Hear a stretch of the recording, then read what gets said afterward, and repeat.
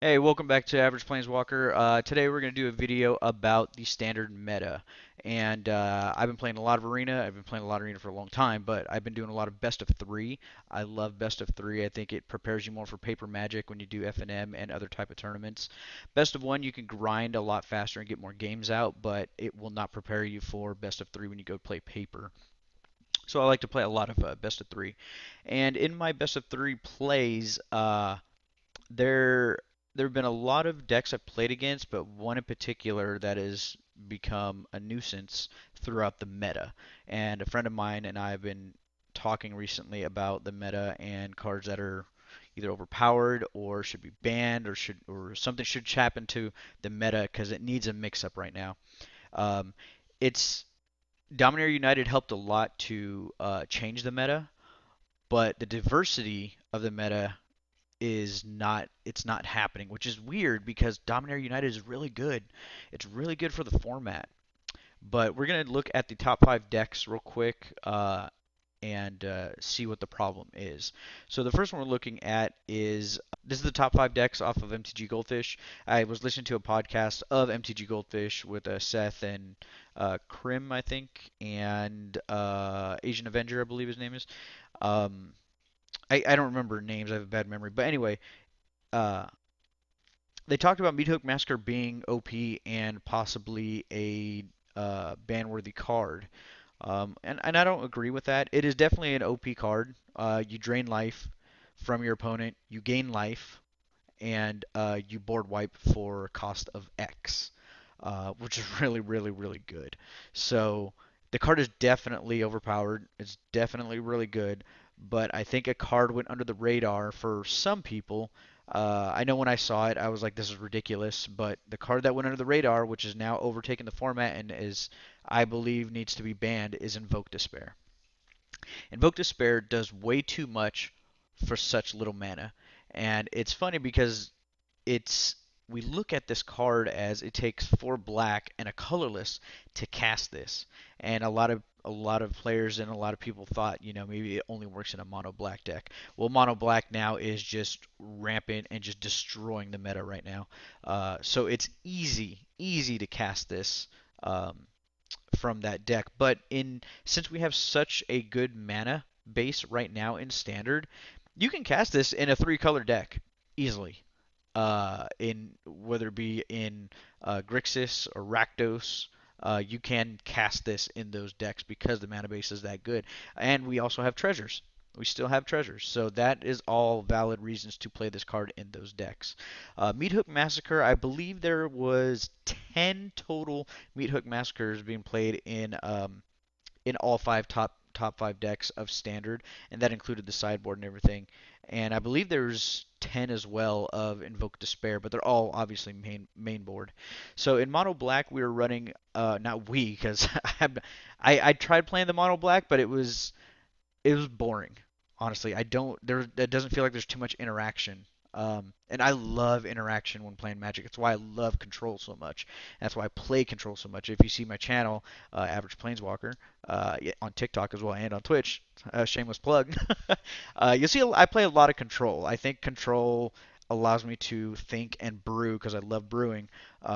Different ways to go against the grain, go against the meta, and have fun playing Magic that way. Um, I don't like to just grab the best deck and just throw it on into play and just go. That's not fun. But Mono Black is extremely powerful, and I think even if we do ban Invoke Despair, that it's not going to hurt the deck. Not as much as people might think. The deck is still going to be very, very powerful, but when it comes to Evolved Sleeper, once you level it all the way up, you can just keep tapping and paying mana into that to draw a card. You lose life, but you're drawing cards. You also have Tenacious Underdog, which is going to draw you cards constantly unless they exile it. You have Sorin Mirthless, who's going to keep drawing cards, and then you have Reckoner Bankbuster, who's also going to be drawing you cards, and you're running Takanuma Abandoned Mire, which is also going to be drawing you cards from your graveyard. So with Invoke Despair being gone, it's not going to hurt in terms of that's like the biggest draw power they have and things like that because the remainder of the deck can draw 100%. what this will do is it'll even out the playing field. It's going to even out the playing field because when I play Bant Control, I had a Falco on the board from Streets of New Capenna. I had a Tamio, completed Sage. I love Tamio. I had her on the board. And earlier in the game, I played a temporary lockdown. I'm playing Bant Control, so I need to control the board state. And when it came to their turn 5, I didn't have a counterspell up, and they played Invoke Despair.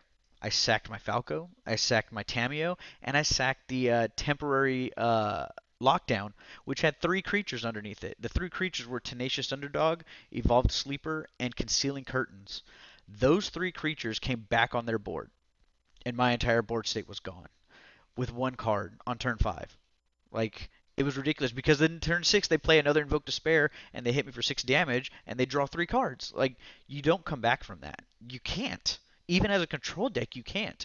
That amount of card advantage to in one turn draw 4 cards.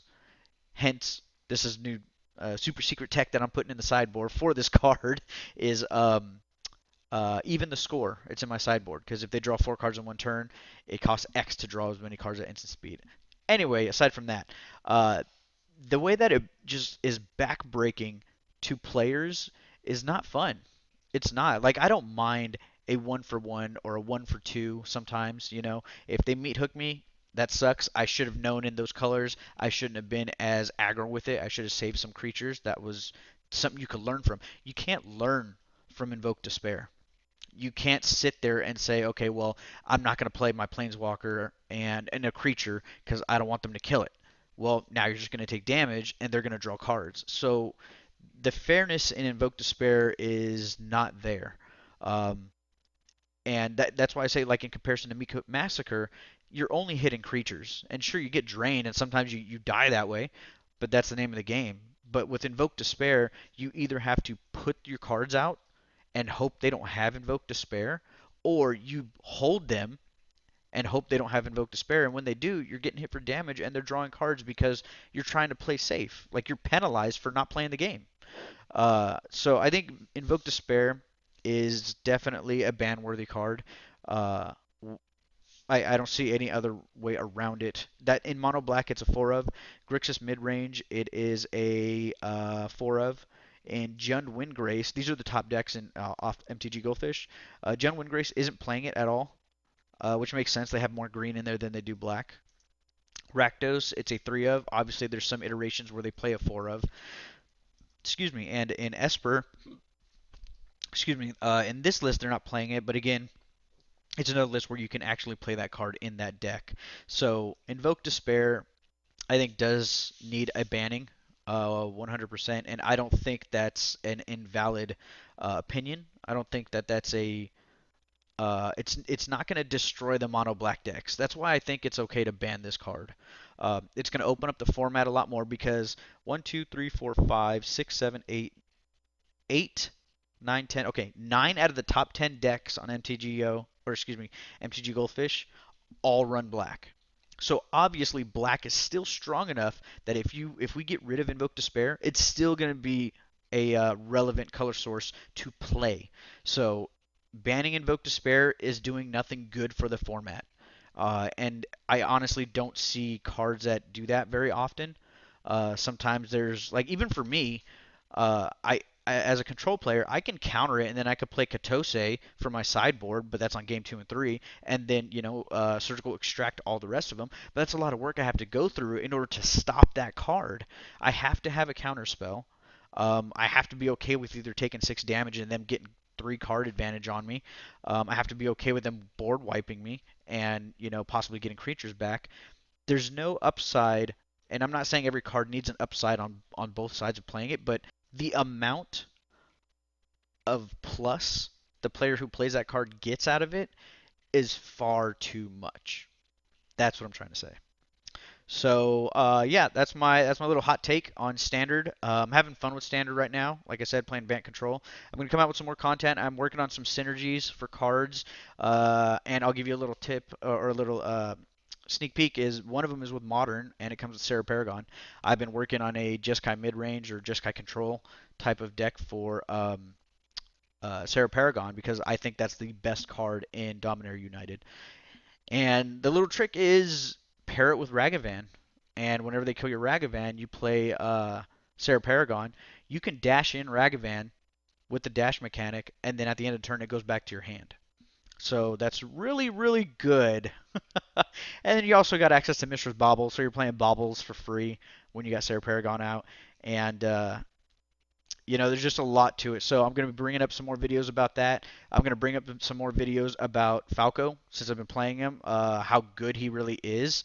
And just playing the top of your deck is just crazy. So there's a lot of synergies there. So stay tuned for some more content. I'm putting that together.